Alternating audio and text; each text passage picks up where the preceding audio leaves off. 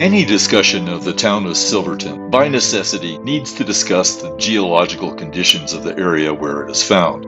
Silverton is literally located in the heart of the largest, most rugged, most isolated, and most dangerous section of mountains to be found in the United States. There are hundreds of peaks in this area that are higher than 13,000 feet, and 14 of them are over 14,000 feet.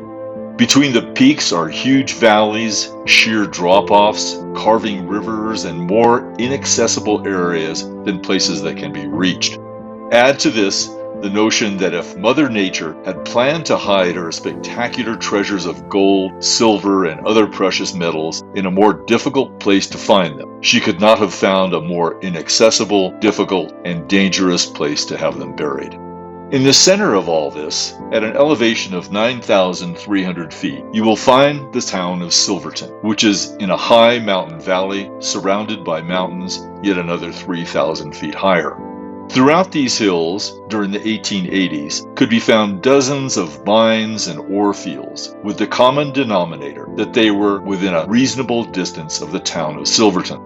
Silverton thus became the one piece of civilization in an unformidable environment where miners, traders, shop owners, bar owners, prostitutes, constables, and anyone up to the task of living in such an extreme and, during the winter, bitter cold environment had a constitution hardy enough to tough it out.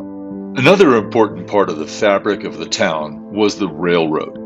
As difficult as it was to build tracks through the mountains from Durango to Silverton, it was a task that was achieved by the master road maker of the era named Otto Mears.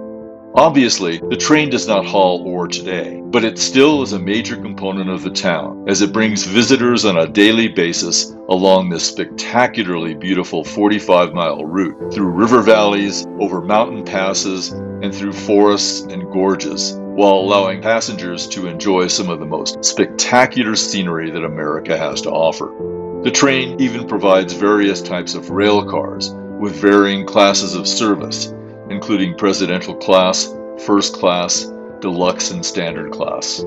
Taking the train from Silverton to Durango will be one of the high points of any visit to the San Juan Skyway. Silverton today is certainly more of a laid-back mountain destination than in its former years, and today there are a serious assortment of shops, restaurants, bars, and novelty stores to enjoy. Chief among them will be the Grand Imperial Hotel, which can be found in the very center of town. First built in the 1880s, it has been restored to much of its original condition and has classic period rooms where you could stay for a night or two, and also has a wonderful restaurant and an iconic bar. Silverton's distinct summer and winter seasons provide different environments for your visit.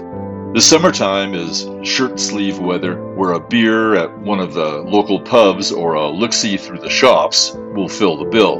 The winter brings snow to Silverton's two ski mountains. Silverton Mountain provides more of a kamikaze descent along ungroomed ski slopes for experienced and adventure-seeking skiers, but the second mountain is perfectly suitable for a gentle family outing. No matter which season you choose, you will have the sense that you have just experienced a glorious slice of America's Old West.